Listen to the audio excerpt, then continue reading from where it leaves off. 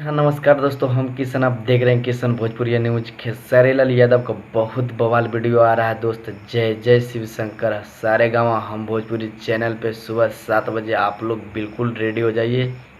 जी हाँ दोस्त, बहुत बवाल वीडियो है दोस्त। इस गाना को गाए खेसारी लाल यादव जी और साथ में शिल्पी राज जी डुएट किए हैं। इस म्यूजिक दिए हैं शुभम राज जी।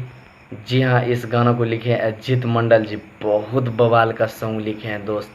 जी हाँ, आप लोग बिल्कुल रेडी हो जाइए। सुबह 7 बजे रिलीज हो रहा है दोस्त सारे गामा हम भोजपुरी चैनल पे।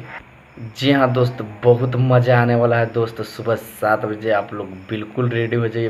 बहुत बवाल वीडियो है दोस्त। भोजपुरिया में सबसे पहली बार आ रहा है बहुत बवाल तहल का बोलबम वीडियो दोस्त। जी हाँ, आप लोग भूलिए मत, सारे गामा हम भोजपुरी चैनल पे आ रहा है। बिल्कुल आप लोग रेडी हो जाइए। तांडव मचाना दोस्त, तांडव। जी हाँ, इस वीडियो के किए आशीष सत्यार्थी जी। बहुत बवाल का, बहुत गजब एक्टिंग किए। बहुत बवाल वीडियो बनाए हैं आशीष सत्यार्थी जी।